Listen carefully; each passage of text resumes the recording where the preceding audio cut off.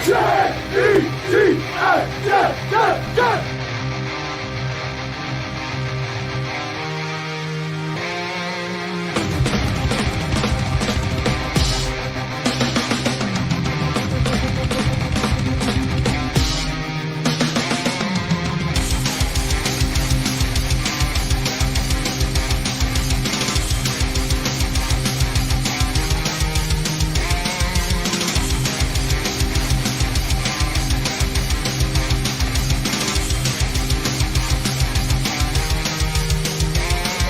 job today, man. One at a time, and we'll get the job done.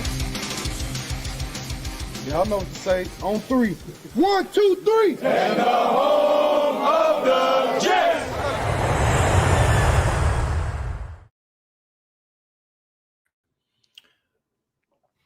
Did it go live or did it not go live? I'm not. Are we live? No, it's also scheduled. Let's try this again. Jet.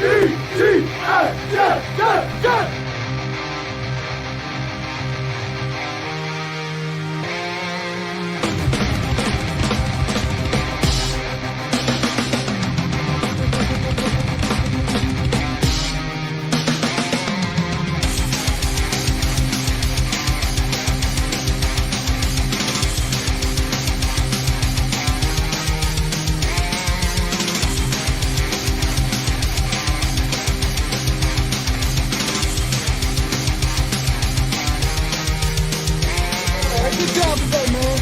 One at a time, and we'll get the job done. Y'all know what to say. On three. 1, 2, 3. And the home of the Jets.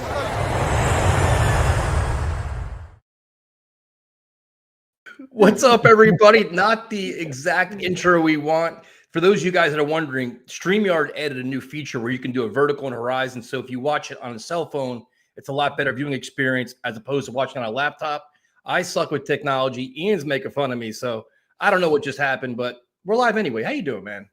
I'm doing good, man. Hey, 2 straight wins. 2 straight wins with, of course, the Patriots on Thursday.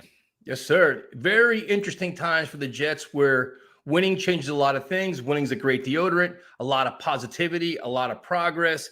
Is it the opponent they played? Is it the actual progress? And then you had the head coach today taking on Rich Cimini over injuries, which to me is just strange, but we'll talk about it all. What is your biggest takeaway from Sunday's win over the Browns? So you kind of hit on it right there. I think, just being objective and realistic, the Cleveland Browns are not a good team. I mean, offensively, they are just challenged, right?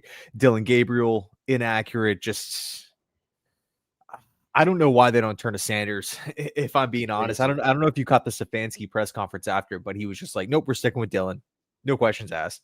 But yeah, I mean, you had a couple Jerry Jeudy drops.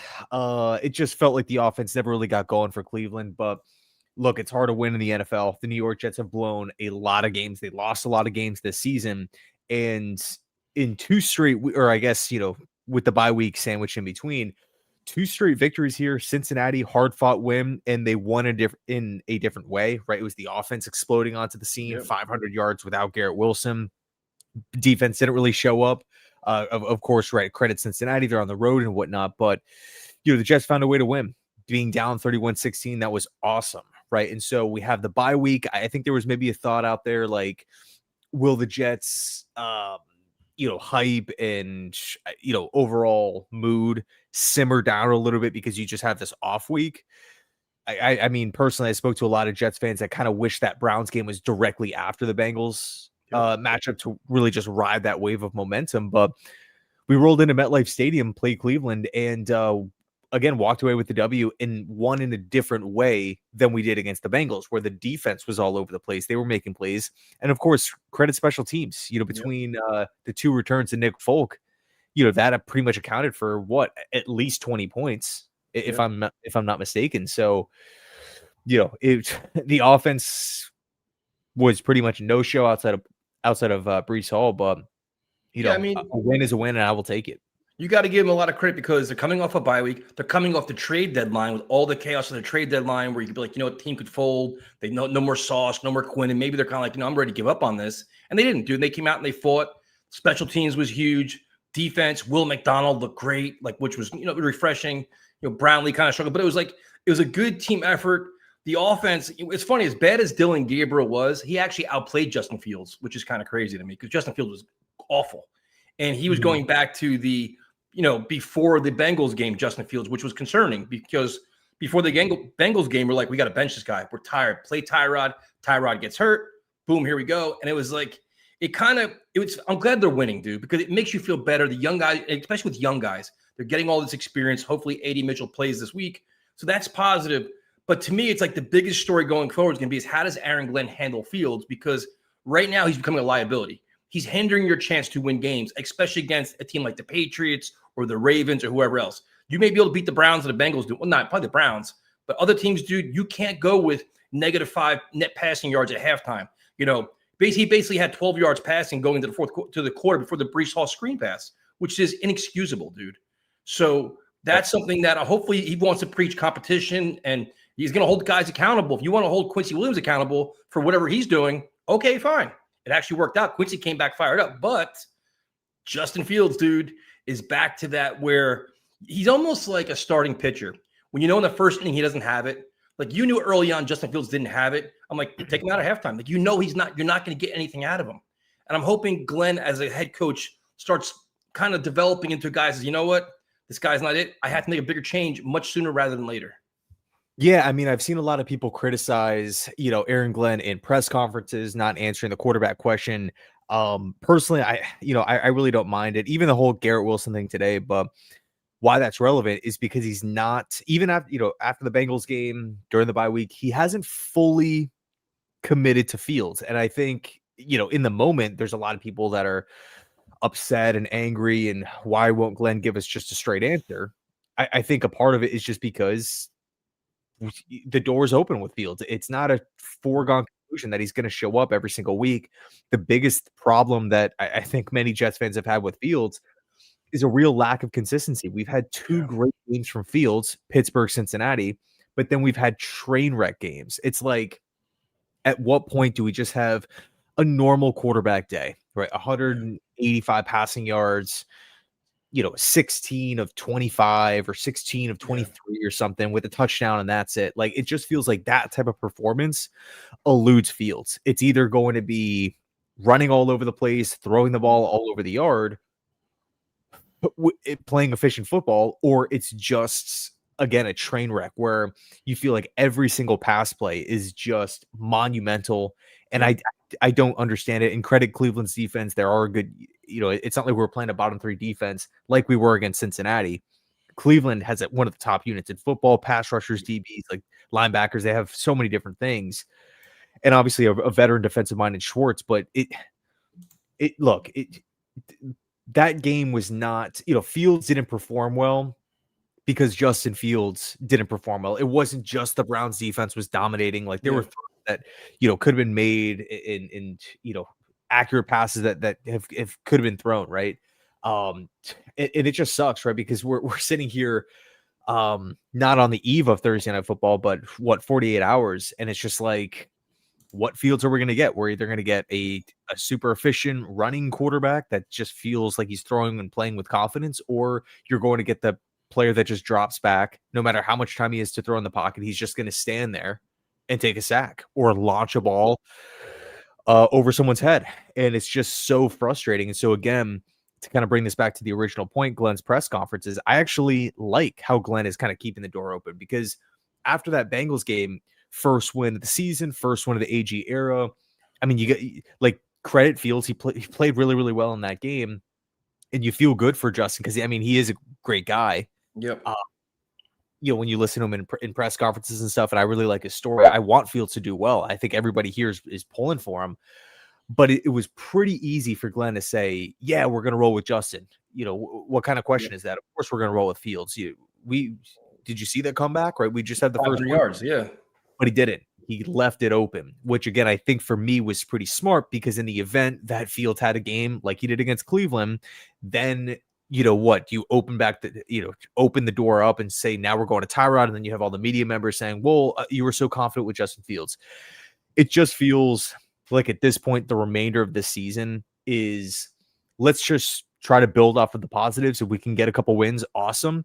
If we lose a handful of games, it's not the end of the world. Let's just try to learn from our mistakes. After that deadline, for me, I'm not really riding and dying with every single win or loss. Should Glenn be fired at the end of the season? Yeah, but I'm not. I completely disagree. 1,000% disagree with this, because I don't care about wins and losses. I care about managing your team, managing your offense, and giving this young team your best chance to win. And that is what this head coach should be doing. If you don't know how to handle your quarterback, it's a problem, especially going forward when you want a rookie quarterback next year. So right now, Justin Fields is a liability. He's not good. So you get away with it when you play against Dylan Gabriel and the lousy Browns. You pull this same nonsense Thursday night, you're going to lose by 40. Because it seems to me like Engstrand's now calling plays because they're scared for Fields to throw the ball. Like, I didn't understand why Breece Hall only had one screen pass. He should have had like 5 of them. Where was Mason Taylor? Like, the Browns defense is good, but they're not invincible. There's got to be ways to scheme guys open. It seems like every time Fields drops back to pass, he has to be Picasso. It has to be a work of art to complete a pass. It shouldn't be that difficult, man. It really shouldn't be. And once you see that, it's either, is it the offensive line? Nope, it wasn't that, because they actually played pretty well. Is it the running game? Breece can run the ball. The receivers are open. Make the throw. If you can't do it, take him out of the game. Like, to me, honestly, Thursday night, short leash. First quarter, if he's struggling. Oh, yeah, me too. And I'm not by the way, Tessa, I'm not slamming my fist on the table. Fields needs to start from here on out. Obviously not, right? But Glenn's got to be held accountable too, though, because it's a lost season, but you got to put your team in a chance to score points, especially on offense. Like, my biggest frustration right now is I want to see, what is Arian Smith in this offense? What is Mechie going to be? What is Mitchell going to be? What is Mason Taylor? If we're competing 6 passes a game, we're not going to find out anything. We're also not going to know what Tanner Engstrand is either, because you're not running an NFL offense. You're running garbage. So you got away with it. You got 2 wins. Everybody's excited. You want to build on it. Now it gets different. Patriots, Ravens. Either step up and act like a real NFL coach. If you keep on babying Fields, dude, you're going to get thoroughly embarrassed the next 2 weeks. And that's on the coach, dude. It is. Well, how do you mean? What do you mean by babying Fields? If you keep running him out there for absolutely no reason whatsoever, you can't even justify it. If you see a performance like last week, which is not an anomaly, it's happened several times before this season. If you see it again, you can't keep trotting him out there. Like, well, best chance to win. You're lying to yourself. You are. Yeah, we talked about this so many times. He's not your top 5 pick. He's not your 10-year vet. He's not any of this. He's a guy who took a shot on that's not panning out. Great guy. We all rooted for him. I'm glad he won against the Bengals. You felt better for him. He can exhale. But going forward, if he's not going to be consistent, he's got to go to the bench. And I'm not saying Tyrod Taylor is the end-all be-all, but Tyrod can complete a screen pass. Tyrod can throw a 10-yard pass. If it's 3rd and 8, he can throw a ball 10 yards, which feels it's like he's scared to do it. He's like he's gun-shy again. You know what's crazy? And by the way, I don't know if I'm laggy on my end. You're good. But it feels like if we get the Justin Fields that showed up against Pittsburgh and Cincy, he gives us the best chance to win, where he's running and they're calling quarterback draws and quarterback powers and whatnot. And he has his head down. He's moving the chains. He's extending plays. And like the legs are on display, right? Yeah. But if it's not that type of Fields, then the answer is just Taylor gives us the best chance to win, because he can actually complete passes. Yep. And you at least have some level of consistency with Taylor, getting in and out of the pocket, being able to just drop back normally. If he needs to extend, he can sometimes squirm his way free and, find someone open. But, and it's not like, I'm with you, it's not to say that Tyrod is the perfect quarterback or he's some, top guy in football, but I think at this point in time, sorry, go ahead. To your point, I got a question for you, though. Does that fall on Engstrand and Glenn for your scripted plays to start the game? I agree with you, but it seems like once he starts running around, he completes a couple passes, he gets a little confident. He's like, all right, he gets in the flow of the game. Is there some kind of blame to be assigned to Engstrand and say, listen, man, you guys have, well, not this week, but you have scripted plays. You practice literally all week to start the game off. 15 plays, 20 plays. Make them the ones he loves to do the most or gets him the most comfortable, and then do something. Is it on them too? Some fault? You're talking about Fields specifically? Yep. Yeah. I want to say yes, dude. I want to say yes. If you go back to last season and you had Rodgers, or even like whatever, year 2, year 3 of Zach Wilson, you're looking at the coaching staff like, come on, what are you doing? But there's moments where I was thinking during that Browns game and earlier on, like against the Panthers and the Denver Broncos and stuff, where I'm wondering, like after the game, is Tanner Engstrand is Aaron Glenn like sick to their stomach, where you just have like wide open receivers and Fields is looking at him and he's just standing there. Yep. It's just like, in what world, like what plays does Tanner Engstrand actually need to draw up if your quarterback is performing like that, or just that's the type of game that he's having? What can you possibly call outside of like Bill Belichick, Mac Jones running the football literally every down against the Buffalo Bills a couple years ago, or what was that, probably like four years ago, where they had no faith in Mac to throw, so they're literally going to hand the ball off every down. And it kind of was like a joke, but at the time, like, I couldn't imagine being like a diehard Patriots fan watching that, like, oh, what are we doing here? Like, we have that little faith in Mac to actually throw the football. I believe that game was in Buffalo. But again, if you're Tanner and you're rewatching the tape, and it's not to say that Tanner's perfect, because there's questionable play calls and whatnot, but they've tried the quick passing, they've tried the quick bubble screens, they've tried the quick the slants and whatnot, and it's just not working, right? It's just not working the majority of the time. And I think that's the thing with Field that is just so mind-blowing, is sometimes it is there, but the majority of the time it isn't. And to your point earlier, you can kind of tell what the game is going to be early on. Like, by the end of the first quarter, you know what Fields you're going to be getting. No, and that's the thing, dude. And that's what's like. And like, listen, there's a lot of really positive too. We're not going to harp on all the negatives, but to me, it's the biggest story going into Thursday night, where it's like, listen, you won 2 in a row. I would love nothing more to have a very competitive game Thursday night. Like, listen, we're actually building on this. We're actually showing some really good things, right? Because you look at the offensive line, for example. Membu is a beast, man. He's playing great. Olu, Tipman's really emerging into a quality guard. And Myers, dude, playing better than I thought he was going to play. So you have this young, and they're all staying healthy. So it's like, all right, they're staying healthy. This is good. That's a positive thing. Breece Hall is becoming the old Breece Hall, where like you're seeing the explosive, the dynamic playmaker. So you have all these little building blocks, which is exciting. Garrett Wilson being out, Blues, but you got to find ways to get other guys involved. Breece and Breece, Isaiah Davis a little more, Mason Taylor, get Mechie, get Mitchell, go down, go vertical with it. Try all these things, but just like you want to see it. Like, I want to see an aggressive game plan Thursday night. I want to see him go toe to toe and not be scared to lose. Like I was saying this to Afram yesterday. I'd rather see Justin Fields go out and just let it rip. If he throws 3 interceptions being ultra aggressive, I'd rather do that than watching 3 of 5 at halftime for 4 yards. You know what I mean? And you're just like, this is like stuck in mud, right? Let's see what these guys can do and literally build on it. And then you can see what you have going forward.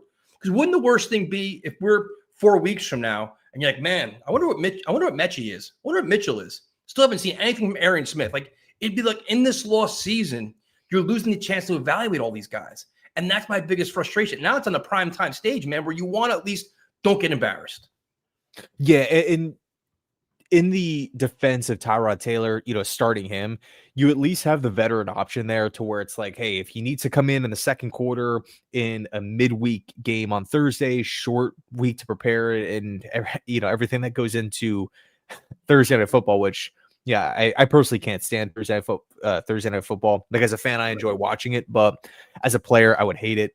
As a coach, I would hate it. Like, you're thinking that these game plans, they're kind of being put together on the fly, and then the players don't even really have much time to practice in these game plans to really like sink your teeth into the actual game plan on how to beat this team. It just kind of feels like slapped together, okay, hopefully this works type of thing from both sides, no matter who's playing.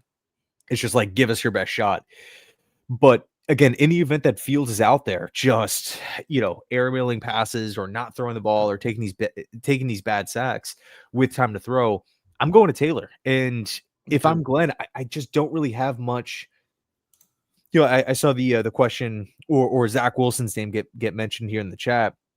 The thing is with Zach, it's like they kept rolling him out there because they made him the second overall pick, and they continued to say that he was the franchise. He's the franchise quarterback. It's Zach's team. We're going to build the team around him and give him every chance to prove it on the field. And to a certain degree, that is the right approach, right? You don't draft a guy up at the top of the draft and then dump him after a year. Right. Like, that to me is just not smart. But I think one of the reasons why we stuck with Zach and just continue to roll him out there, even though he wasn't ready to play, was because he was the guy. With Justin, he's not on a 6-year deal. He's not guaranteed $100 million. He was not even drafted by this team.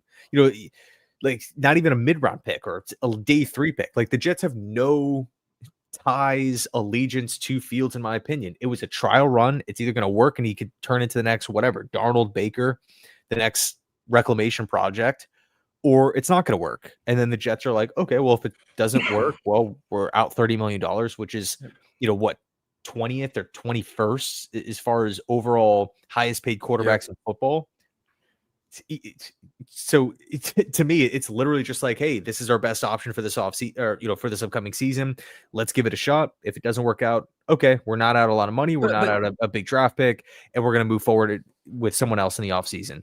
And the way he's playing right now, if I'm being completely honest, he's not even my bridge quarterback next year.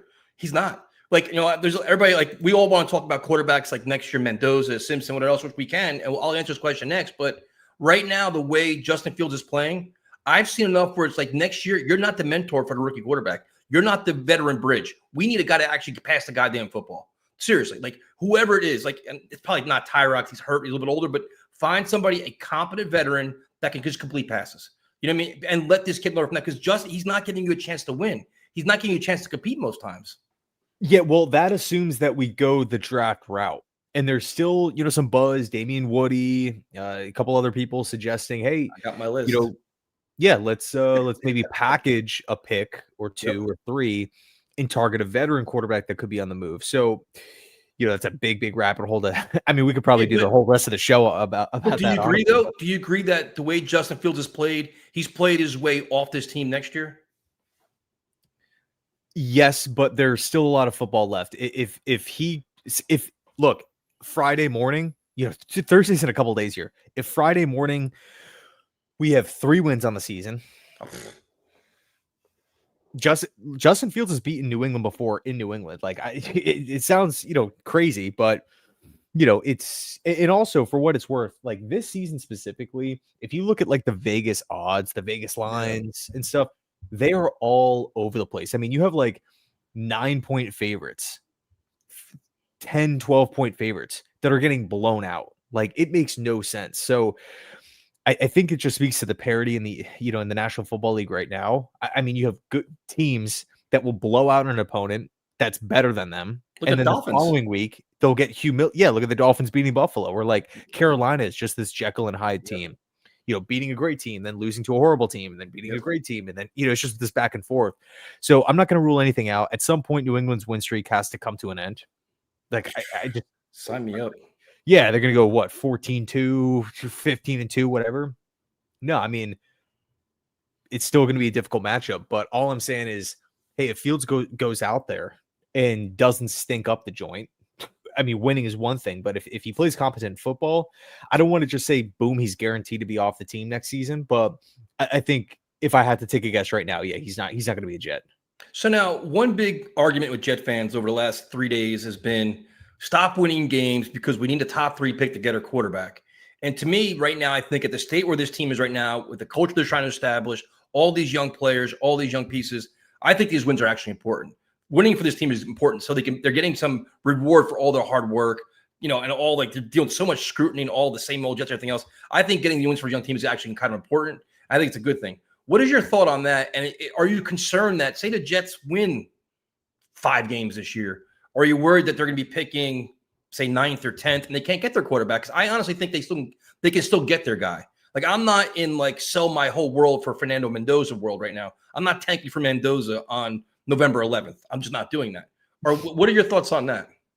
Yeah, I mean, honestly, like, I'll never tell another fan of football how to be a fan. If you want the team to go out and win a bunch of games, that is totally cool with me. If you want the team to go out there and tank, that's cool with me. There's tons of ways to figure, to fix the franchise, right? So, who am I to just be like, no, you can't root for the team to win and blow the draft or lose to tank.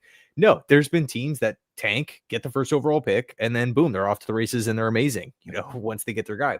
There's situations where, you have a young team that's fighting and they win a couple games down the stretch. Yeah, they might not have that first overall pick, that second pick. They might finish with the 6th or the 7th pick, but you now have a little bit of a culture. You have young players buying in. If the Jets, let's just say hypothetically, lose out, how do you think that's going to affect Germaine Johnson and Will McDonald and Garrett Wilson and the young players that are going to be here, Olu Membu? just all the losing. But if we can just stack a couple wins, if we can end the year with just say, even 5. Yep. If the Jets could get 5 wins, which by the way, the Jets had last season, with all the names everywhere, if we can match last season's win total at 5, which is not good, I think that will give some more life to, or maybe instill some more confidence in the fan base, in the media, and to the players in the locker room too. Like, hey, you know what? Yeah, we don't have enough talent. Yes, we don't have a quarterback. Yes, we don't have enough depth. Yes, the coaches are trying to learn on the fly. It's not like they have all the answers right now. But yet we're still hanging in games. We're winning some games down the stretch. So yeah, for me, I'm rooting for the team to win. It would be a different argument if, like, because I see Dolphins fans complaining about it, like, okay, we beat the Bills, but great, we're just losing out, and we're gonna finish with whatever, like the 8th or 9th pick or something. Like, I could somewhat understand it from that standpoint because McDaniel's gonna be fired, and it's just like, okay, what, like, God forbid the Dolphins just win a couple more games and they decide to keep McDaniel and they're firing him, pulling a solid, 5 games into the following year. I could somewhat understand it more in that scenario, but a year 1 head coach, year 1 regime too with Darren Muji, I do think it's important to try to stack wins and send that message to the locker room, like, hey, I'm committed to trying to win football games. And I think really first of all, the Jets have enough draft capital to do really whatever they want. Exactly. If they are in love with Mendoza, they'll make it happen. Even if they didn't have the excess of picks, they would make it happen. Yep. Unless the Saints get the first overall pick. But, here's the beauty with the Jets. Many times we've referenced this as a negative, and it is a negative, but in the case of team building, it's actually a positive, which is the Jets have a lot of needs. I am totally fine not forcing quarterback. I think it was Baylor who asked the question before. Yep. Let's just call it the Jets have the 6th pick or the 7th pick, and Dante Moore goes back to school, Lenora Sellers goes back to school, Mendoza goes 1 to the Saints, let's say, Simpson or goes 2. back to school. Yeah, Simpson, I'm 50-50. I don't know if 100% he's going to go back. And we can kind of talk about that some more if you want. But let's just say there's none of those quarterbacks are on the board for the Jets. I'm completely fine going with a defensive end or a wide receiver or a D tackle, right? If the Jets actually feel like they can come in, be an upgrade. I mean, Darren Muji, 1 draft under his belt, but is looking pretty good with this draft class so far. To me, there's nothing wrong at all building up the roster, because really the Jets still would not have a long-term option at the quarterback position, but they're just building the team up to when they do find that quarterback, whether it's in 2027, whether it's trading for a veteran, they're just stepping into a better environment with another win now piece, franchise building block. I don't want to guarantee anything because we're so far out, but the question is, though, it's like, to me, it's like the Jets can get their quarterback. They don't need a top 2 pick to get one. That's kind of where I'm looking at it. Like, listen, if the Jets, if it's week 15 and, then if you want to tank in that point, like you want to lose the rest of the games, they're trying to get, maybe I understand it now, but the tank now, I just can't buy into it because, we got to get a quarterback. I think the Jets, even what you said, based on all the capital they have a lot of cap space. They got a lot of friggin' draft picks. They can get their quarterback. I'm more focused on getting wins now. And when the offseason's over, then you figure out your plan, right? Because all the quarterback evaluations now, especially in college, change 45 times between now and the actual draft. Guys drop, bad interviews, good workout, bad workout, big rumor, bad rumor, did this. There's so many things change that it's funny. Look at when the season started. Carson Beck this, Carson Beck that. Oh, Drew Auer this. Now, Mendoza's the guy. Oh, it's Simpson. Like, it changes so many times. I'm not worried about it. I'll worry about it once the season's over. Yeah, dude, go back and look at mock drafts. It's Cade Klubnik going 1, Arch Manning going 1. So I mean, even think back to last season. Not only, and this was kind of a weird circumstance, so I don't want to, this isn't really the best example, but Shedeur Sanders on draft day was being mocked in the top 5, by certain NFL draft analysts. You had Jackson Dart late February, right before free agency was about to kick off, right around that Senior Bowl, being mocked in round 3 to 4. Yep. He ends up being a 1st-round pick, and the Giants trade back up into round 1 to go land him. So, the draft is, these evaluations are not set in stone. And who knows, maybe you have another not draft day riser, but just draft process riser, like Josh Hoover from TCU. Maybe that is a Carson back, right? Who knows who it's going to be? You kind of feel like there is going to be one, especially if all these guys go back to school. But I'm not like, especially with the reality is that if the Jets, let's just say hypothetically, I mean, this is not going to happen. And Aaron Glenn does not strike me as someone who is trying to lose games on purpose. Nope, absolutely right. not. Nope. And I don't think he's going to, I mean, he's playing Lazard and Reynolds with young players on the roster that we all want to see, Yeah. so I have a very, very, very difficult. I feel like if the Jets approached Glenn and said, "Hey, we want you to tank for the first overall pick," he'd probably just resign and quit. Just my guess, but let's just say that happens. Let's say the Jets tank and they lose all their games, whether they're trying to win or not, whatever. If they lose out, we get 2 wins on the season. If the Saints lose out, it's going to them. If the Titans lose out, it's going to them. It based off of strength of schedule and everything. Actually, you know what? No, the Jets couldn't. Well, the Jets and the Saints play each other, so I guess that would be like considered the tank bowl if we keep on losing. But no, I mean, to answer your question, man, like I have no problems whatsoever building the team up if we don't land that first, second, or third pick. Yep, me too. Because A, you can go out and draft a great player, or B, if you are that in love, you have the draft cap. I mean, the Jets could literally say, "Hey, we can trade." Again, let's just call it pick 6, right? And we want to move up to 1. Say the Titans finish with the first overall pick. They're not going to be picking a quarterback, obviously. Nope. I feel like Tennessee should actually try to move down if they get the first pick. And it's this bidding war between the Saints and the Jets. The Jets have more capital. They can literally say, "Hey, we can offer you 6, our first round pick from this season, a second round pick from in this class, and 2 more first round picks in the following year." Not saying I would do that, but just as a hypothetical, and be right back at square one with the amount of picks by not, you still have a second, you still have your first overall pick this season, you still have a first round pick next season. And so like from like a net loss perspective, the Jets would actually not be down any picks, but that whole argument would now turn into, okay, well, you just traded Quinnen and Sauce for this quarterback and the 6th pick for this quarterback. And that's where it gets a little bit more in depth as far as, okay, is that really worth it? But yeah, I mean, there's so many different ways the Jets can address the quarterback position. Right now, I'm focused on winning games, evaluate what they have. Now, the one player that's making things really interesting is Breece Hall, who now is Aaron Glenn's workhorse. Aaron Glenn's praising him. I love this guy, this and that. They didn't trade him. Back-to-back good games. You're seeing that explosive nature.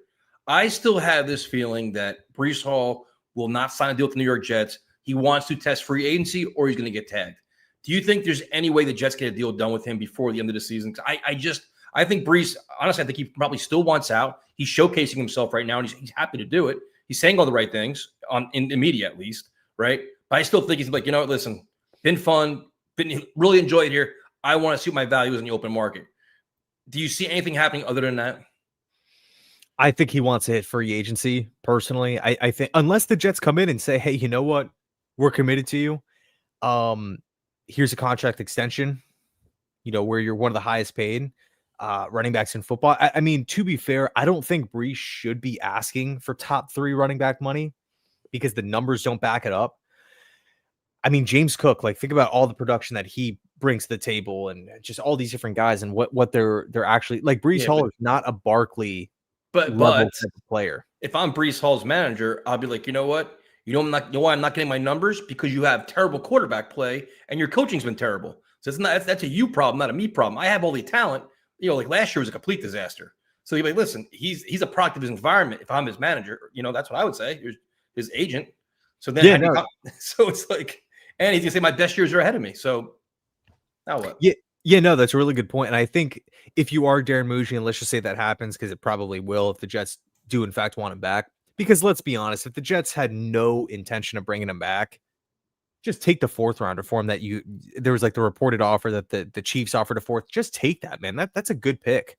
Again, if you have no interest in re-signing this player and tagging the player, whatever, you take the pick.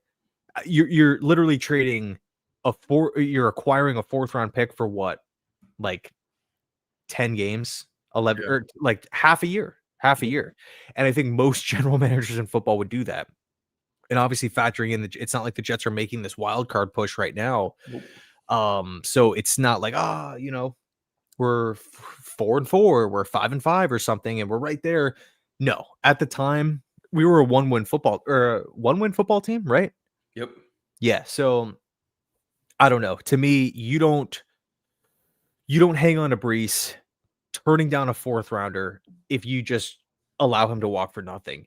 Here's the good news, though. In the event that the agent does bring that up again, like you mentioned, it's not like, certain positions out there where you're talking about like a $5 to $10 million jump. It's literally probably 1 to 2 mil.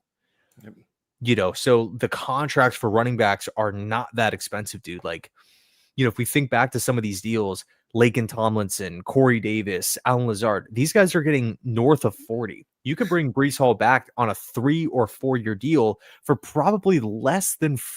If you bring him back on a 4-year deal, you could probably get him at, I would say, 40 to 43, somewhere in that range. I So think it's gonna be more than that. Probably 4. He's gonna probably want 4 years, 48. He's gonna want 12 million per. You would think, right?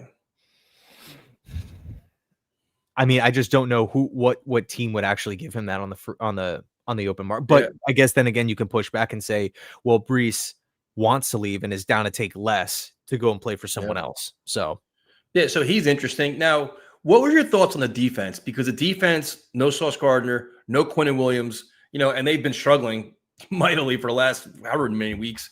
And they look faster, they look more explosive, they look more aggressive. Now, I understand Dylan Gabriel is who he is, and it's not like the Browns have this high-flying offense, but we haven't seen this version of Will McDonald ever. And then Quincy Williams coming off the being benched was flying around, but they look a little more physical, they look more aggressive.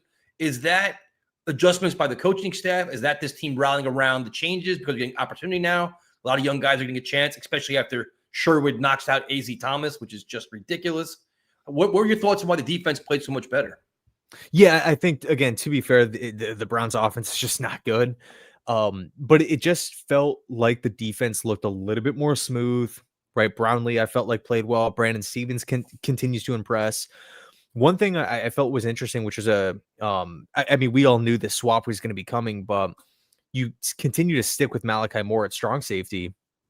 But Cisco gets hurt, right? Mhm. Cisco has the season ender. I think it was like a torn pec or something. Yeah. Gonna be missing from here on out.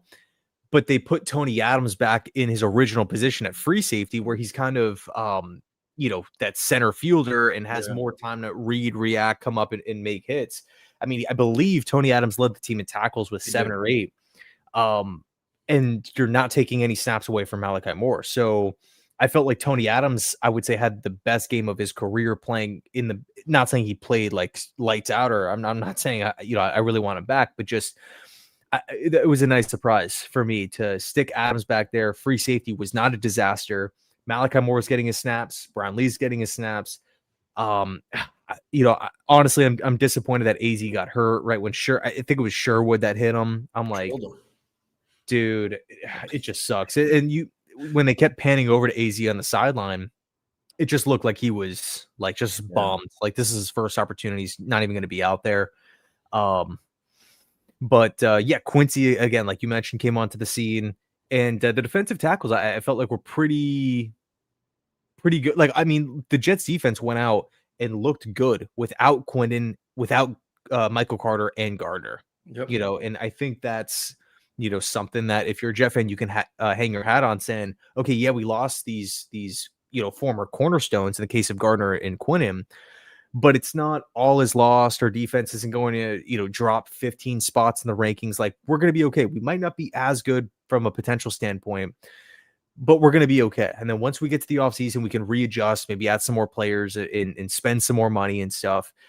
So I felt like it was pretty encouraging, man. Germaine had a sack. I think Quincy had a sack. Will had 4. The thing is with Will, here's the challenge for Will. Can he start? Personally, dude, I feel like Will McDonald gets like his production comes in waves. It does. He has like the 2, 3, 4 sack game, and then it's like quiet for 3 weeks, and then he will slowly get one, and then boom, that breakout game will come. Can Will go out against New England and secure maybe I'll say a sack and a half. That would be my target if I'm Will McDonald for this week. Yeah, and what are your thoughts on Germaine Johnson so far? Because he's coming back from major injury, obviously learning a new defense, coming along. It seems like he's getting obviously healthier, but he got a lot of pressure last week. He seems like he's starting to generate more pressure. Do you think he's coming in, he's getting back his legs, getting back his wind, getting back in the flow of football, or do you still have a long way to go? I mean, I like what I've seen from Germaine. I don't think he's been amazing or perfect or anything, but you know what's funny is like people always say, "Oh, wait till year 2 of the Achilles" when talking about quarterbacks. Like Kirk Cousins supposedly is looking a lot better in practice. Aaron Rodgers is supposedly looking a lot better, right? Being able to move around quicker, bounce around, better than the first season back from the Achilles. After it's supposed because like we hear it all the time, right? A player gets cleared, it's the first season off the Achilles, but he's not 100%. Even though the Achilles is good to go and the player's cleared and the doctors and the team, everything is good, he's still not 100%. Like there's this onboarding process. But for some reason, like that argument only ever gets brought up when talking about quarterbacks. But in a position like defensive end where you're pushing off of that foot, you're going up against offensive linemen, you're going backwards, you're rushing the passer and trying to stop the run, you're trying to shoot out to the sidelines to go out and attack swing pass catchers, just all these different things, all this pivoting, rushing, stopping, it's just everything. It just never really gets brought up all that much. So for me, I think the big test for Germaine Johnson is next season, right? I think next season he's going to look a little bit more explosive and maybe hopefully a little bit stronger and stuff like that. So that's just my optimistic hope. So no, I think so too. I think as the season plays out, you may see it a little bit more and a little more, more contributions. But in terms of a new contract for him, I think that happens next year. Like I think he's maybe hoping, like, you know what, I come back this year, I do my thing. They picked up his option, like, oh, we maybe get something done. I think he's going to be in it too, like going into next year kind of situation for his new deal. So in this offseason coming up, like in a couple months? Yeah, that would be cool. I mean, I'm down for it because not only is Germaine a good player, but he's a young player who can still get better. He's at a position of need right now. Like I think with a healthy Germaine and a healthy Will McDonald, we still probably need for sure one, but you can argue 2 more DNs. Especially with how much Wilkes has been rotating these guys, because McGregor and Clemens, like they're getting like legitimate playing time here. Played a lot. So if you can go out and secure like Ruben Bain, let me see who just mentioned it. If you can go out and get Bain, right? And then all of a sudden, like Will McDonald, comes in on certain situations, different packages where you can really just highlight speed coming off the edge. And you have Bain and Johnson as your 2 starters, then you can mix it up with Bain and Will. Like there's a lot of that gives you a lot of flexibility. Dude, Ruben Bain is 270 pounds, and he is extremely strong. He's not like I have a question. So he might not test well at the combine, which could hurt his stock, like as far as like explosion off the line, quickness, and arm length and stuff. But dude, from a strength perspective, like he is like a bull, man. He just charges offensive linemen backwards. Such a strong player. So yeah, it's something to think about. But not only do you have all those physical things with Germaine, but you also have like the leadership and him being a vocal leader on the field. Like you kind of feel like the players look to Germaine like, hey, can you lead us? Especially if Quincy's not going to be back, man. No Quinnen. I don't really feel like Gardner was ever a leader for this Jets team, but Quinnen definitely was. Quincy so definitely is. Yeah, Quincy might leave though. So I don't know. Germaine is just someone who I don't want the Jets to burn that bridge. All right, so we have Jets Patriots Thursday night football, primetime stage. What are the Jets' keys to victory? Where can they shock the world? I think the spread's I think it's 11.5, right, or 12. It's a lot. It's a pretty big point spread. What are the ways for the Jets to actually stay in this game and surprise a lot of people? Give me 2 on offense, 2 on defense. Sorry, my cat's running around like crazy. I would say you gotta feed him, man. Dude, offensively, I feel like we kind of say it every week, but if Justin Fields, like if they're calling these quarterback draws, these quarterback powers where it's just direct snap to Fields and he's moving up the field, or he, cuts out to the left, cuts out to the right, maybe has a running back behind him just to do an option play, or an option within that play, I should say. I think you could catch New England off guard, because the Jets, as much as Fields is good, Sorry, my cat's having a sneezing fit. The window's open. As much as Fields is good at that, the Jets just don't really do it. So if you want to almost call like a similar game to Pittsburgh, where you're just keeping the ball on the ground, you're not risking the INTs, and it's just Fields running all over the place, and you're really putting the emphasis on the New England Patriots defense to, spy Fields, come up and make plays, play downhill. Hopefully that could then open up the passing attack in the second half. That's just, I think if I was a coach, that would be my plan of attack. Yeah, I mean, I'm looking at that. I'm looking at Let's Talk Cats radio. I'm looking at, like, I know they want to run the ball. Obviously, they're going to try to do all kinds of, Breece Hall this, Breece Hall that. That's great. But, like, I come out trying to throw the ball, dude.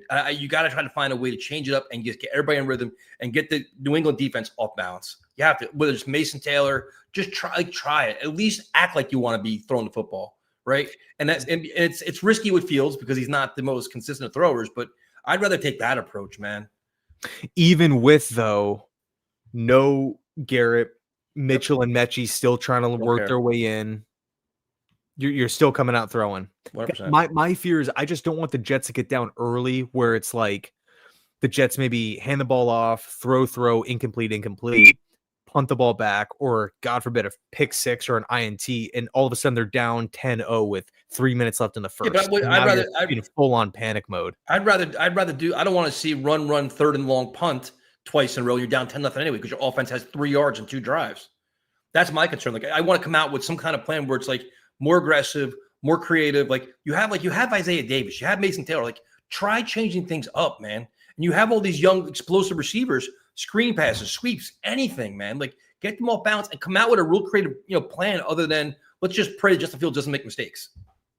See, I just have more faith in the Jets rushing attack than I do with Fields dropping back and throw. If Taylor was playing, I think I would lean more towards, your kind of attack. But dude, for me, I kind of want to start this game off, right? It's 0-0, boom, 15 minutes left in the first.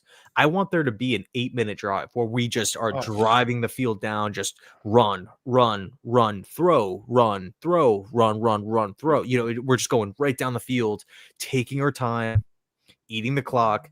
And then it's Jets 3, Patriots 0 with 4 minutes left in the first, 5 minutes left in the first, 7-0 Jets. It's like, whoa, all of a sudden the game can look completely different.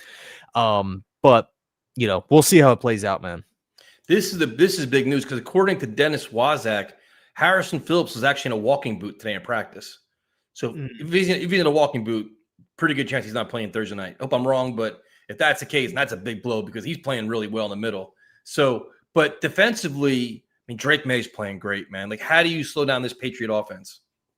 Yeah, I mean, for me, dude, it's tough because not only is Drake May accurate, but he's accurate down the field. And Josh McDaniels is one of like the hardest play callers to like get a feel for what he's doing or like the flow of a game, whether the team is winning or losing. Back with like the Raiders and the Broncos, like you never really can just fully say, you come up to the line and at least in my experience, I'm an outsider. Like this is what McDaniels is going to do here. Or like it's just tough to pick up on his tendencies. And if you have a quarterback that is just so efficient, like Drake May, not really turning the football over that much, again, is accurate deep down the field. They're not afraid to take shots. It's going to be tough, man. It's really going to be tough. I think if I was the Jets, I would really lean into, I mean, first of all, you have to, because the Patriots are an efficient downfield team, like there's a lot of responsibility on Tony Adams' plate, a lot of responsibility on Malachi Moore's plate. Can these guys, if they're playing on their toes, can they fall back on their heels? Can they cover a lot of ground? Can they get over to help out some of these corners? I don't think Thomas is going to be playing. Nope. But to be fair, despite the Patriots record and whatever, the reputation around New England right now, they don't have a lot of weapons. Diggs is playing some good ball.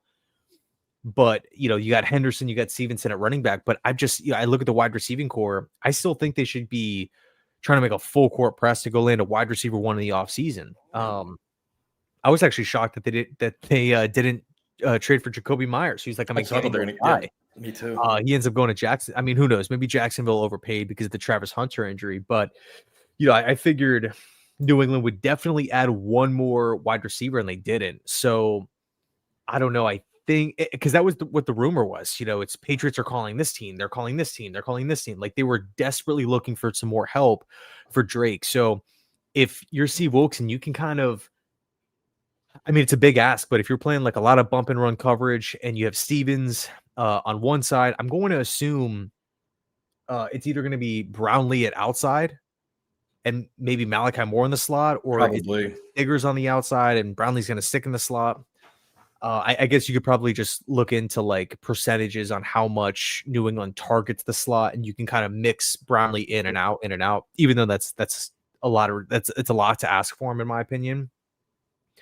But yeah, I guess plan defensively, lots of bump and run coverage, try to knock these wide receivers off rhythm, try to get them just shaken a little bit physically, mentally, and then hopefully you can win in the trenches with your defensive line. Without Quinnen and Harrison Phillips, I think it's going to be tough to stop the run. But here's the positive though: a lot of snaps for Mozzie Smith.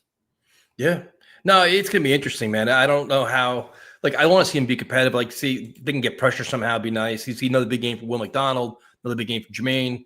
I thought Brownlee didn't play all that well last week. He had a lot of penalties. Like, he was just one of his off games, which I think he actually admitted after the game. But it's all right, man. You can rewatch it. It's okay.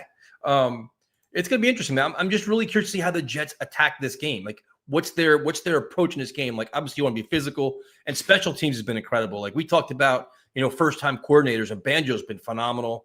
And you have, and Isaiah Williams, dude, you remember me. I wanted him cut friggin' 3 weeks ago. I thought he was horrendous. And he completely resurrected himself, came back, and now he's special teams player of the week 2 weeks ago. Another big return touchdown last week, making an impact on offense to catch some passes. So, it's going to be interesting, man. My heart tells me they're going to get blown out like 40-10, and it's a laugher in the fourth quarter because of just the matchups, the injuries the Jets have, no Garrett Wilson. Harrison Phillips out's a big issue, and I have absolutely no faith whatsoever in Justin Fields. But the other part of me is like, maybe this is the one game they surprise us where they know they're huge underdogs, division rival. Maybe they can rally around it. But I think a lot of things would have to happen in their favor that's not usual. You know what I mean? Yeah, no, I feel that. And that's kind of why I was talking about before, like running the ball, shortening the game. If you could go on a 7-8 minute drive with your first possession of the game, whether the Patriots have the lead, whether it's 0-0, whatever, and the Jets receive, if you look up, 8 minutes has gone by, but we're already, the majority, it's what time's the game? 8:15 or something. Yeah. If it's, 8:30, like in real time, and you look up and there's 3 minutes left in the first, you're like, dude, this game is freaking flying. Why is that the case? Because the Jets are they're chipping away, they're running the ball, they're keeping it on the ground, and there's not inefficient plays. There's not plays going backwards. There's not incompletions. There's not turnovers. There's not, guys stepping out of bounds and stuff like that. It's just constant clock moving, just like we saw against Pittsburgh, man. Yep. So now here's a good question. Even like that. Sorry, go ahead. We need Shade Falco. Even that first drive against the Dolphins, where they were just running the ball.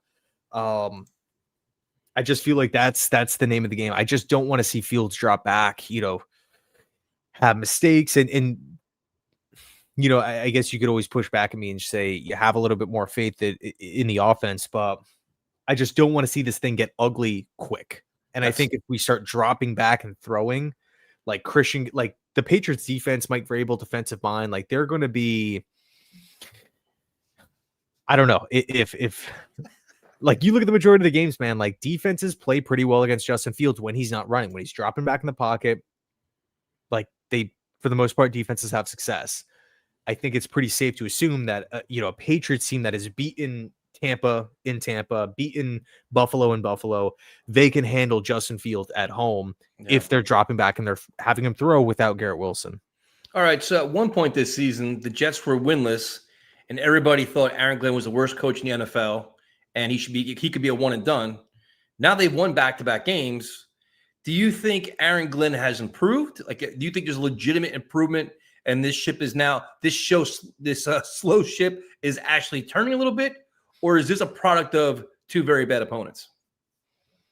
I don't want to just pin it on the opponents and say, oh, these guys suck, because Cincinnati has more wins than the Jets. The week before the Jet game, they just were hanging points on Pittsburgh left and right.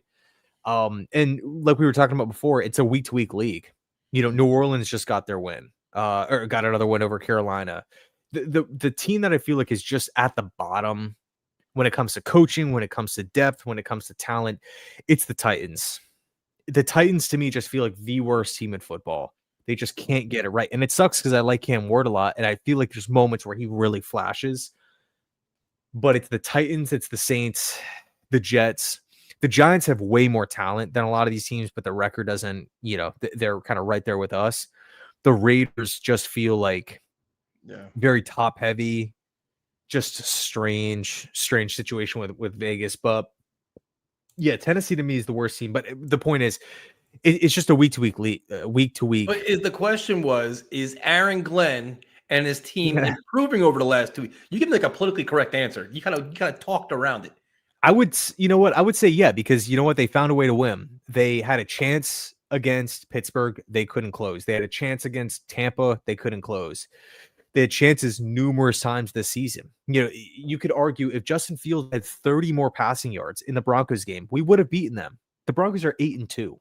Yep. If we would have been just D- at the quarterback position against Carolina, we could have won the game. So we're right there, but we've been coming up short. Past 3 weeks, but you know what I mean? Past 2 games, we found a way to close in the end. And I think that is improvement, even if the product isn't looking like so much better than it was previously.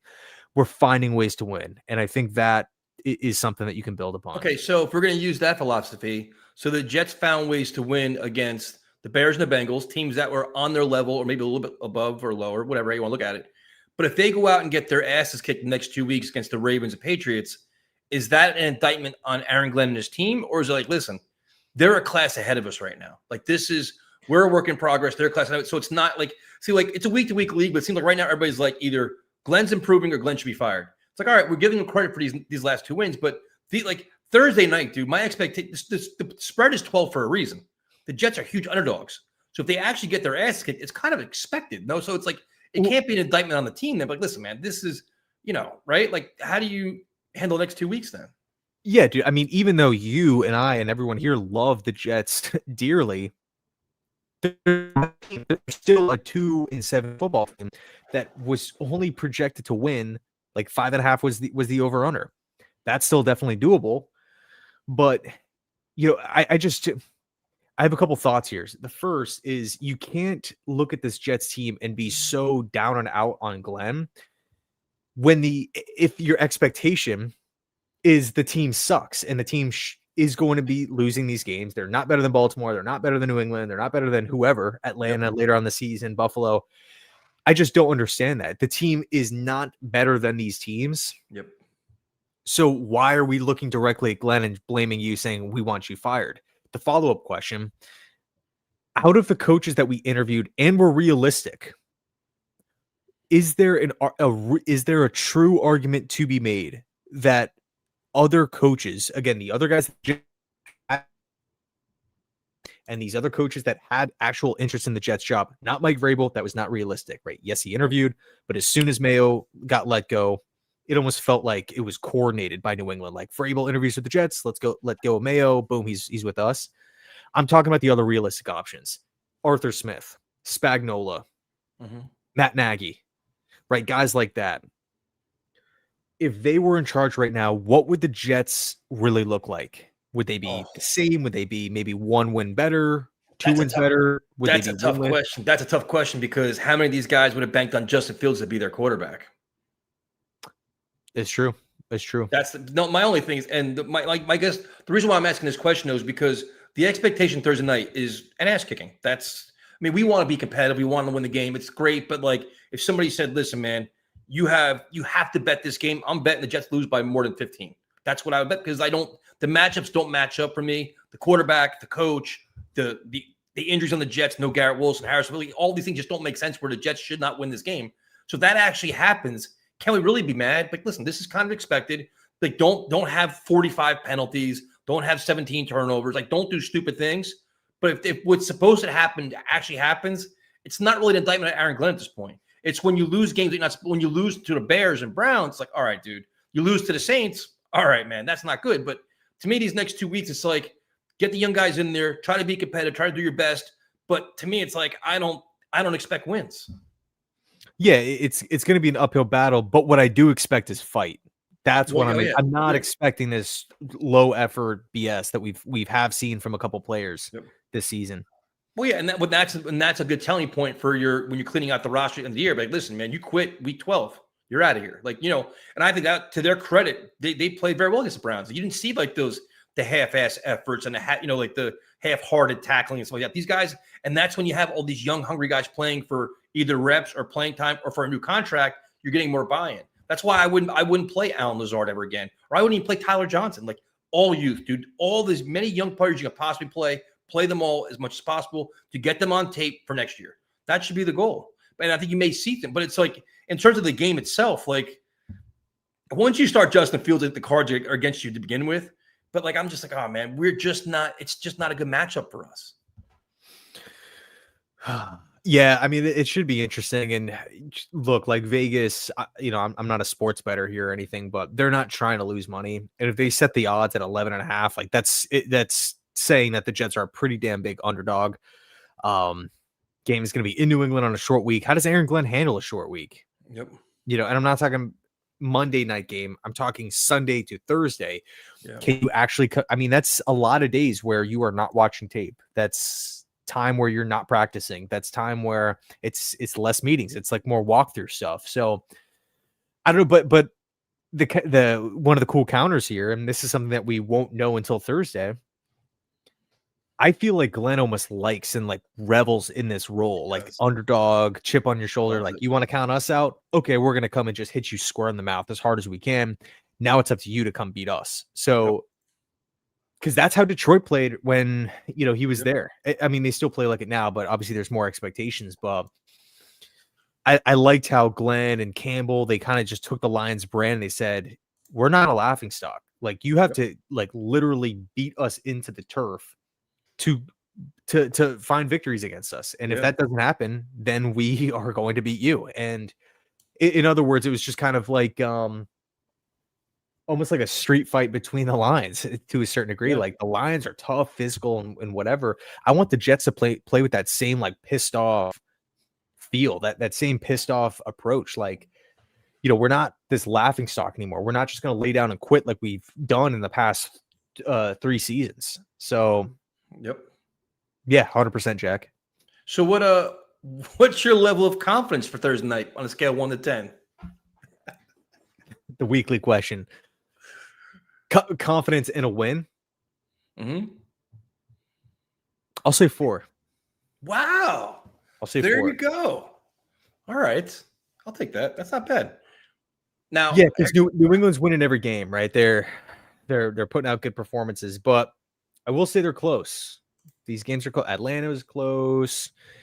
I don't know. I just feel if the Jets start fast, I like our chances way more than if we're down 7-0. If we're down 7-0, it might just be over by the end of the first, because we've seen that a lot this season, where it just feels like the offense will never be able to catch up.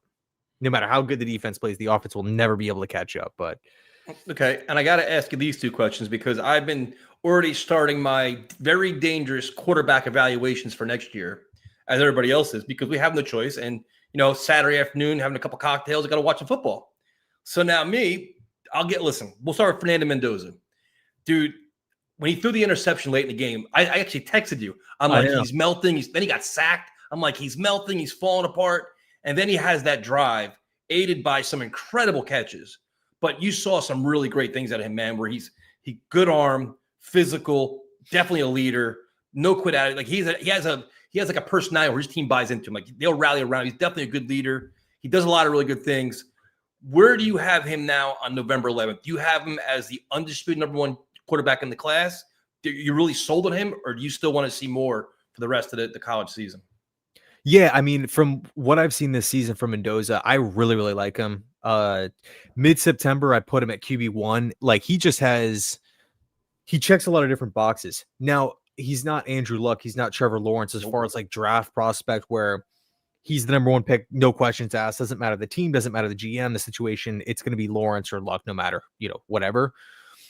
With Mendoza, I think if it's the Jets or the Saints, it's probably going to be Mendoza, right? If it's Cleveland, I could see it, happening there. He's from Miami. I could definitely see the Dolphins too, but I don't think the Dolphins lose out. I don't think he's some sort of generational prospect. Nope. Kind of reminds me a lot of like Sam Bradford early on, where like the Heisman Trophy winning season with Bradford, where he was just deadly accurate, so smart, gets the ball out quick, just boom, boom, boom, can process, and everything is like the whole operation is just so smooth. He trusts his receivers. He's accurate all three phases of the field, short, intermediate, deep. Yep. He has this clutch gene. Players buy into him. He seems like he has a really, really good head on his shoulders as far as not being too full of himself, but at the same time, having the confidence, almost like Eli Manning to a certain degree, right? Eli was not like overly like, he wasn't like a trash talker or anything, but like game on the line, like Giants fans felt pretty comfortable with Eli Manning. Like who goes into Eugene, Oregon, Happy Valley, Penn State, to Iowa, goes to those stadiums in the regular season all in 1 year and wins. If he just beat Oregon and lost the other two, that would have been a huge just trophy in Mendoza or feather in his cap once the draft or like the pre-draft process really starts after the year. Like this guy went into Eugene and beat Oregon. Like that never happens. But he did that to Penn State and Iowa. Then you throw on top of it all the other blowouts, UCLA, Michigan State, Maryland. Yeah, I think he had a 70-point blowout against an FCS opponent. He's experienced. I believe he's 23 years old, 22 or 23 years old. He's had success in two different programs with two different coaching staffs. I like that a lot. And I think Mendoza is someone who you can draft up at the top and say, here's our offense. We're going to try to build this thing around you. But he's also smart enough to where you don't have to, an offensive coordinator doesn't feel handcuffed. You have to hire the perfect guy to be able to call plays with them.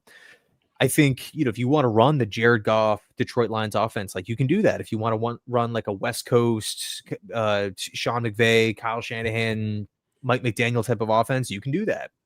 I probably wouldn't be calling a lot of quarterback running stuff, obviously, although Mendoza can run.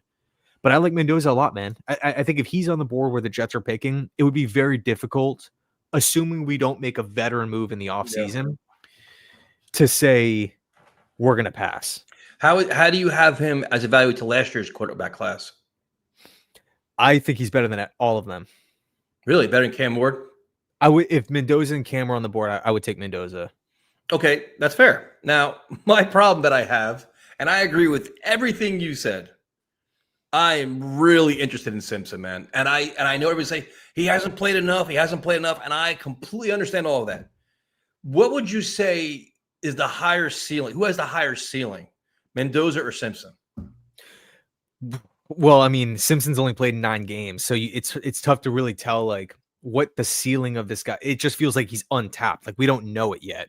But he's showing a lot of really good stuff, man. Dude, bro, Simpson's right now my QB2. He, much like Mendoza, and also he's Simpson's similar to Bryce Young in this category where you just feel like he has ice water in his veins, like just looking at the college level, right? Not hindsight 2020 Bryce Young with Carolina. Yep. But dude, like 4th down and 8, 4th down and 12 in Missouri, in Georgia, 3rd and goal, like big time critical situations, a 2-minute drive to end the game, or 2-minute drive before halftime. Like he is hitting these tough throws, tight window throws. Yep. Down the field, over the middle of the field, not bailing out of the pocket early. Will just hang in there, stick in the pocket, and just fire. Look down the barrel of the gun and fire footballs in critical must-have situations. And you can't throw better footballs, dude. Like he's just been on fire. You texted me about Simpson too. And obviously the Bama plays a tougher schedule. You kind of have like just like the the power 2 conference, right? You get the Big 10 and the SEC. Kind of feels like the ACC and the Big 12 are just at a lower level. But would you say like? And I'm listening. I know I understand everybody likes Mendoza. I do. I'm just saying, if you have a Simpson, say you draft him, for example, right? Is he if you have to have him sit for a year and learn and watch and groom him for a year, I wouldn't even hate that, dude. Like that would be fine for me. No, not at all. But I'm saying if that was some people are saying, well, if you get him, he can't play right away. Dude, I don't care. That's why you have a bridge quarterback next year anyway. Like the position with the Jets right now is I don't want any quarterback coming here having to start week 1 next year. I don't care who it is, Mendoza, Simpson, whatever guy you pick. Make them compete for it. If they win it, great. But have a competent NFL quarterback here already that they've got to show you something. And if they're not ready, it's okay. But Simpson is, dude, dude, he's got some legit talent. I just think I don't know, like he has that more, I guess the more star factor. Could that be a burst? Like it could be boom or bust, right? But I think if you're looking for that, you want that elite level talent. He could emerge into that. Do you think Mendoza can do that? When you say elite level talent, what are you saying? Are you saying like Ty Simpson can be the next Josh Allen? Lamar, not play style wise, but like top 5 quarterback. Boom. Not Simpson. like you say, like you're saying that these guys could be like above a game manager. I think the guy could be like a game breaking talent where he's like kind of can have an impact like a Jaden Daniels had, something like just like that game, like a electric kind of player. I don't know if I would go that far. Again, just the 9 games is because look at the track record of QBs that haven't started 15 games in college. You have Mitch Trubisky, you have Anthony Richardson, right? Those are the 2 that come to mind in recent years. Sub 20 starts. You're looking at guys like Trey Lance. That's the problem. Kyler Murray did work out. I believe he had 19 starts, but the point is like the track record of drafting QBs high with very minimal starts and forcing them out there early is just not. But that's what I'm saying. If you don't force them out them early and you take a chance on them, like just in our world, the Jets have pick number 3. Mendoza goes 1. Do you feel comfortable taking Simpson at 3 and be like, you know what? You don't have to play year 1. We're going to groom you. Well, Engstrand, of course, is going to have to do this, but like, would you feel comfortable taking him there and saying, listen, this is not a project, but he's got a little way to go, but he's got that much potential. Take him at 3? Yeah. I mean, I've gotten, angry messages and comments from people because I kind of feel like, or I sound like a stick in the mud where I say like, I'm drafting a quarterback, whatever, at 1, 2, or 3. And if he needs to sit, I'm sitting him for the entire season. I don't care what the media. Yeah, I don't care either. It is, oh, he's the number 1 pick. I want to see him. I don't care what you say. I don't care what this TV show has to say. Like, no, Aaron Glenn has to do because one of the biggest problems with the Jets, dude, we've all seen it. You've seen it longer than I have. There's no patience with like quarterback development at all. There's been no plan. Yeah, there's been no plan. It's like they draft these guys and they say, you are the knight in shining armor. Please save the franchise. Do everything for us. We're not going to get you offensive linemen. We're not going to get you star wide receivers. We're not going to get you a veteran quarterback to learn from. We're going to roll you out with maybe a question mark at offensive coordinator or an inexperienced offensive coordinator, and you just have to save us, just like Andrew Luck with the Colts. Be Andrew Luck, please. They did that with Zach. They did that with Darnold. And I'm talking in year 1 where of course, like they hit training camp and boom, you're the starter. You don't even have to throw 1 pass. Zach's the guy. Darnold's the guy. He was the 3rd pick, 2nd pick. I don't like that. I don't like it. And sometimes it works, right? And like you have guys like Luck and Justin Herbert start early and they kind of ruin it for everyone else because like that's just the expectation. It's just these guys come in ready to go. But if that happens, right, where Mendoza goes 1 and Simpson goes 3 and we land Simpson, if he's in training camp and he's not ready to go, why throw him out there? That makes no sense at all. To please, yeah, no, you can't to please, these shows and these radio like shows, like it just makes no sense at all. Keep him on the bench until he's ready to play. Ask the question: does he fit the offense? Does he have a good flow and communication with the OC? Is there like a trust level there? Does he have enough weapons and does he have enough protection? Does he have a running game? If you can check those boxes and say yes, then roll him out there if he feels comfortable. But if you're checking one of those, oh yeah, he fits the system, but he doesn't have receivers and he doesn't have an offensive line, won't have a running game, why put him out there? So, and this is the argument we're going to have, I'm sure, the entire offseason. And I'm sure if Simpson finishes the season strong, I'm going to be off the rails. But if you have that conviction where it's like, listen, not enough starts. I need to see more. I'm not completely sold. Do you say, listen, okay, Mendoza went at 1. We're sitting at 3. As Gary says here, listen, we respect what Simpson could be. We don't want a developmental quarterback at 3. We want a game-breaking talent this year to make an impact. You like you talked about earlier, you get all your stud players this year. You keep building up your team and maybe take a quarterback in the 4th round or something, and then look to the next year to get your quarterback.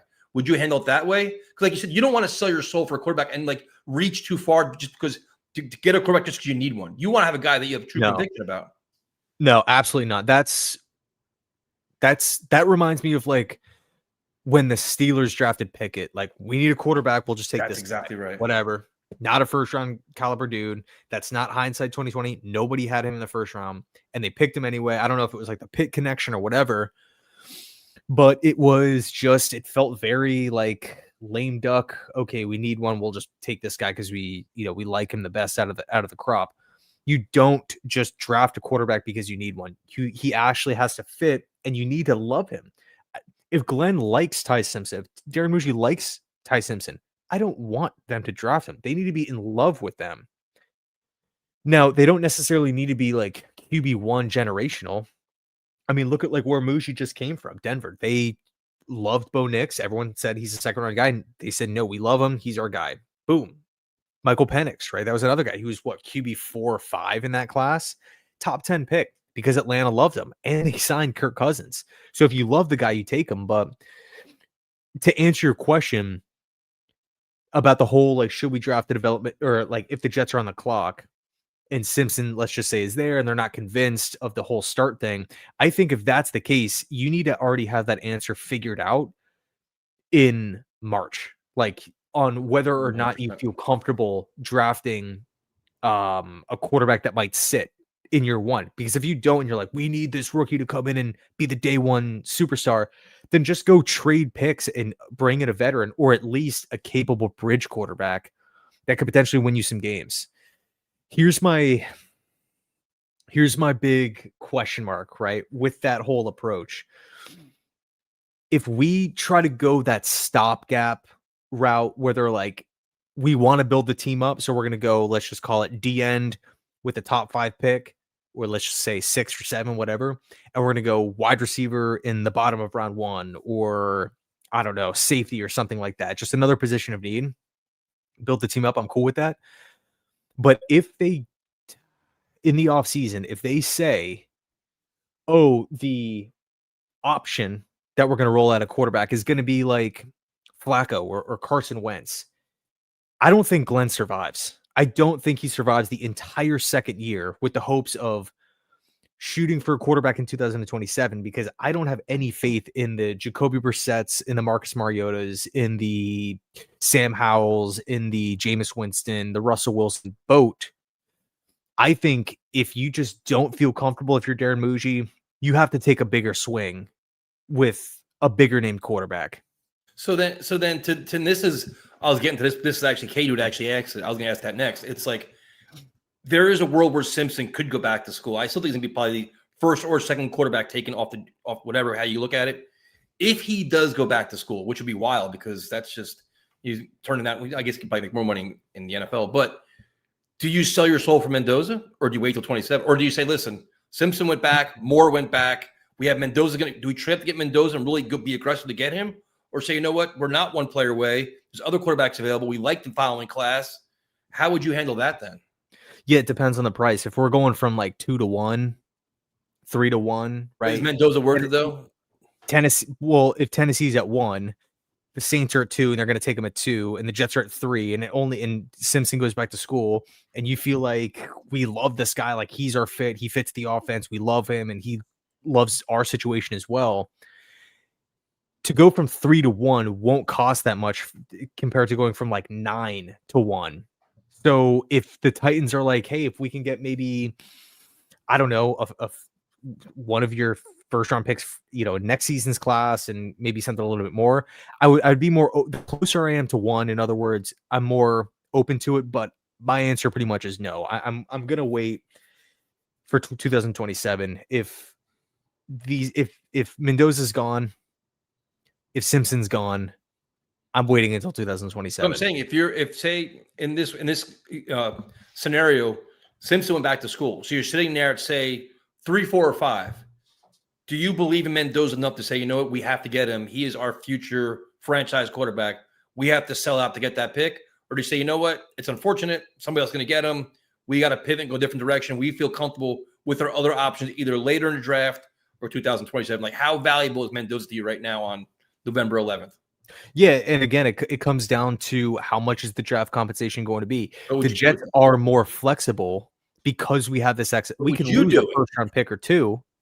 Well, I don't know where I'm going to be trading up from. Like, give me a trade package and I'll accept it or I'll decline it. So just say you're sitting at 5. Okay. And you have to give up You're the whatever. Titans. Like, What do you want? What do you want if you're the Titans?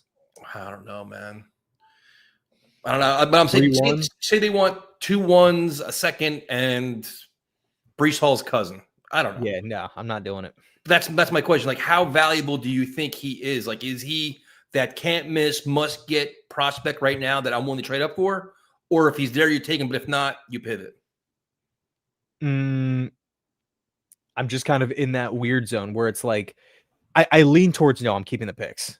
But if the Titans are like, hey, we'll give you the first overall pick, we'll slide down a 3 for like a first and a second, and the Jets are like, okay, because we already have 2 firsts in next year's class anyway. All right, we already have another first round pick in this year's class. We have 2 seconds for this year. So if we could just jump from 3 to 1, get our franchise quarterback for trading up for him anyway. We love him and he loves us. So it's, the fit is going to be there. And we're not at a net loss of draft picks. It's not like Cleveland trading for Watson or the Rams trading up for Goff or the Eagles moving up for Wentz back in the day. You're not at a loss of picks. You're not setting the franchise back whatsoever. You have the same amount of draft picks. Actually, the Jets would have more draft picks, but I just don't know what Tennessee's asking price is going to be because that's the whole thing. But right now, if I had to make a decision, do I trade up or do I stand pat? I'm standing pat because I like the 27 class. Jets aren't. If the Jets walk away again with a stud wide receiver or stud defensive lineman, edge, D tackle, I mean, I think we can maybe even bring in another linebacker, especially if Quincy leaves. I'm definitely targeting free safety. I like what I've seen from Malachi Moore. I have seen the argument like draft corner in the first round. I disagree with that. No, I'm not doing that. I'm also not drafting a guard. I don't feel great about the offensive line class this year. I think I would just look to, you have your 2 tackles figured out. Tippmann's going to be here. I think I would either look to maybe bring back a Myers, an AVT, or John Simpson, one of those guys, and then you maybe upgrade and free. The Jets are going to have over $100 million in cap space. We can't just ignore that whole player acquisition aspect of the offseason and just say, well, the Jets are going to have the same amount of needs from the week 17 to April 27th, whenever the draft is. Like we're going to be signing free agents in there. So yeah, that's kind of my spiel. I'm not. No team is going to back me into a corner saying you need a quarterback, or no media story is going to be like, whatever NY stories going to come out. You need a quarterback. You must draft one. No, I'm doing what I want. And if the price is too high, or if I'm not in love, I'm not drafting them. I'm going to draft the sure or more sure of a thing, a higher percentage chance of a player that is, I don't want to say blue chip, but just fits our system and someone that we feel comfortable with. Because the bottom line is like, I would say the top 8-9 picks in this draft are going to like, you can land a really, really good player. Like Peter Woods is someone like defensive tackle from Clemson. We don't like on paper, we don't necessarily like need a defensive tackle. Like that's not the number one priority, but Peter Woods right now would be the best D tackle on the team. Is that something that Aaron Glenn would look at? Is again, Ruben Bain an option? I love Arvell Reese, dude. That guy's amazing, dude. Amazing. If he's on the board, is a defensive mind in Aaron Glenn and no Mendoza, no Simpson, like, are what people are going to give Glenn an F draft grade because we didn't solve the quarterback position? Like, there's not, I don't know. I don't like the pressure of just find a quarterback, start him early, save the job.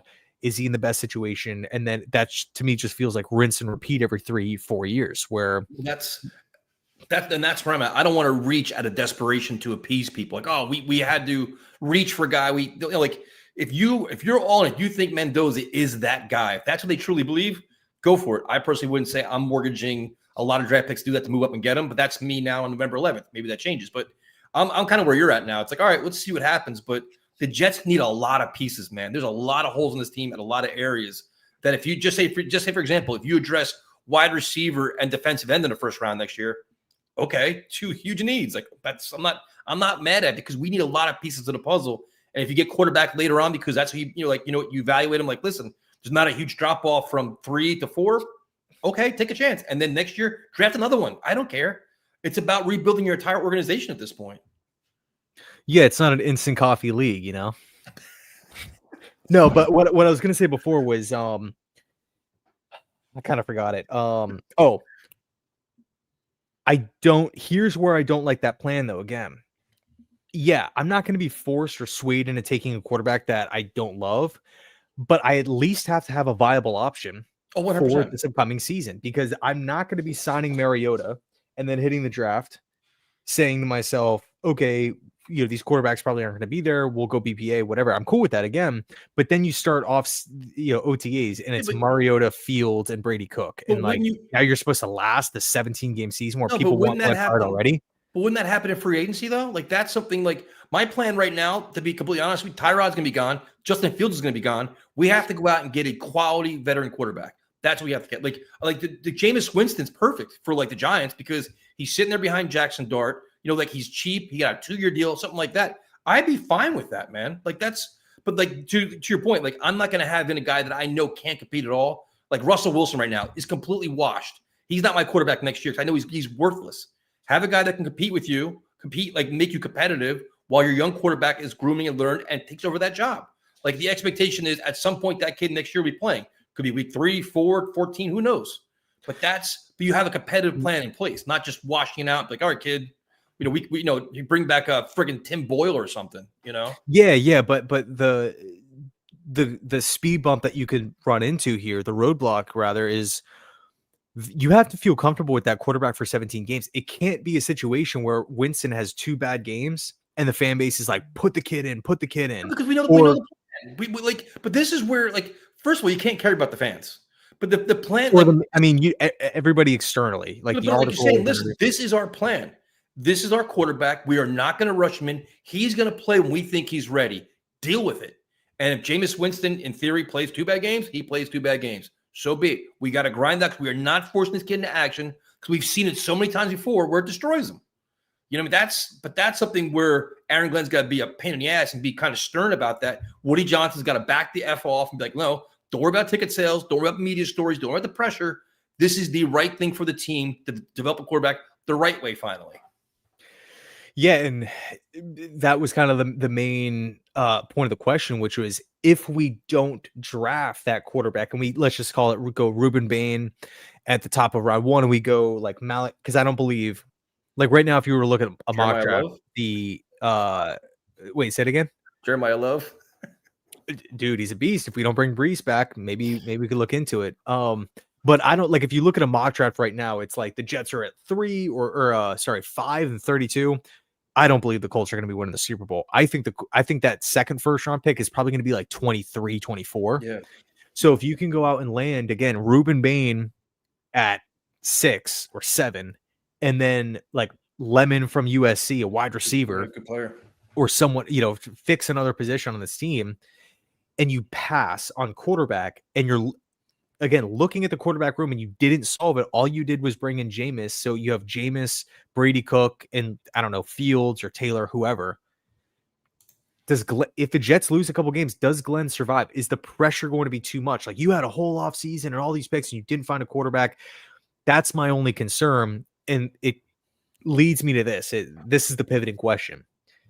To almost ensure that doesn't happen, you almost need to get a quarterback that, again, you feel good enough for all 17 games, that you feel good enough. Okay, he's a starter.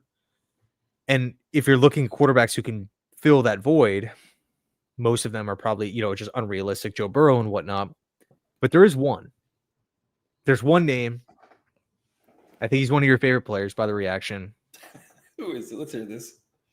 Don't do this. We freed up his number with the Sauce Gardner trade. So that is Jalen Hurts. nope.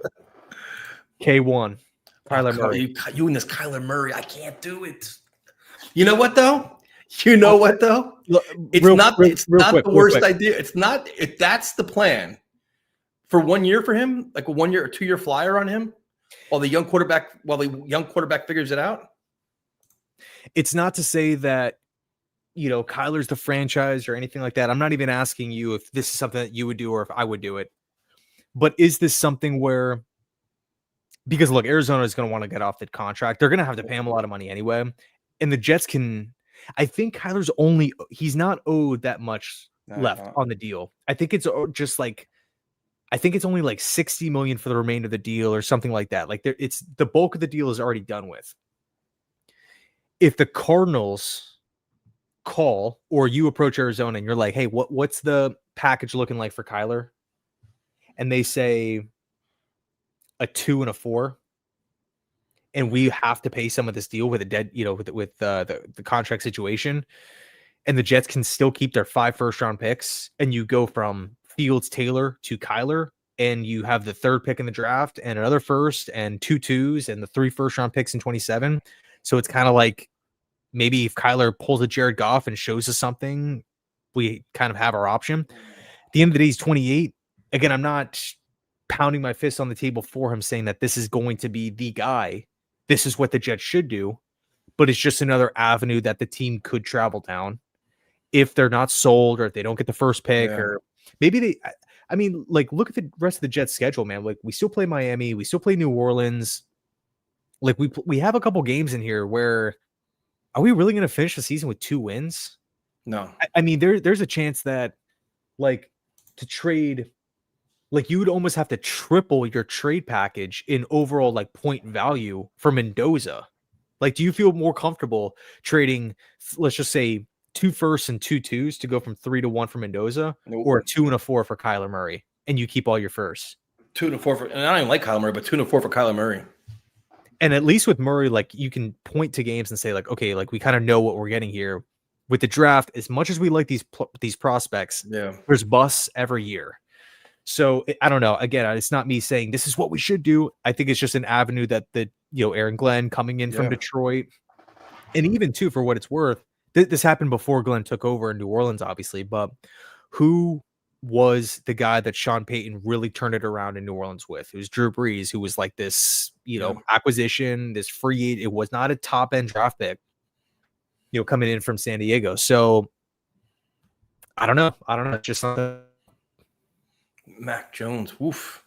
See, Mac Jones, but the problem is it's I think the supporting cast around Mac has to be really good. You look at the 49ers roster, you're looking at Kyle Shanahan calling plays, you're looking at the Niners defense. He is in a pretty good environment. Granted, he has some injuries that, well, not him, but around him that he has to deal with. It's not like he has the perfect team. And also, if the Jets really wanted him, they could have just signed him last year. Yeah. No, I do like Mac, to be honest. This is going to be so fascinating to see how the rest of the season plays out for NFL quarterbacks, to see if teams give up, how Trevor Lawrence ends up with Jacksonville, what happens. There's so many different rumors right now, then how the college quarterbacks play out. First of all, do they end the season healthy? How they do in playoff games, which can be really important, all the workouts. There's so many different, it's going to be interesting, man. It's just but the one thing is the Jets have options. So it's not like they have to tank out to get their quarterback. They have a million options to do. And it's going to be, and if you send me one more Kyler Murray picture, dude, I'm going to kill you. Just I was thinking about I wonder how long it's going to take you to actually get annoyed. And then I think I stopped because I'm all right, I don't want to piss him off. I think it's funny. It cracks me up. I look, I'm like, oh my God. I'm like, oh. All right, well, I might pick it back up this week then. I'm going to start my Simpson campaign. Don't worry about it. I'm cool with him too, man. I am cool with Simpson. Although I don't want him to start year 1 if he's the guy. All right, so now that we've had this conversation, you're up to about a 6 conference level for the Jets Patriots? 8 out of 10. No, sticking with 4. If I don't know, if we can keep the ball on the ground and get up early, I think there's a chance. But yeah, I don't know. We'll see. I'm at a 2.7 right now for Thursday night. So But somehow this show was an hour and a half. I have no idea how we talked so long tonight about a team that's just only 2 wins. But thank you guys so much for joining us. We definitely appreciate it. Next week will be on his channel, as we'll be talking about the Jets' shocking win over the Patriots, which will be amazing. And if not, we're talking about all the ways that Aaron Glenn should be fired for the end of the season, right? Is that how this works? I don't know. I'm not firing Glenn, man. Not at all. Not at all. But thank you guys for watching. We definitely appreciate it. We'll talk to you next week. Thank you for tolerating all our different scenarios too, because I was bringing up all kinds of ones to challenge Ian. So talk to you guys later. Jet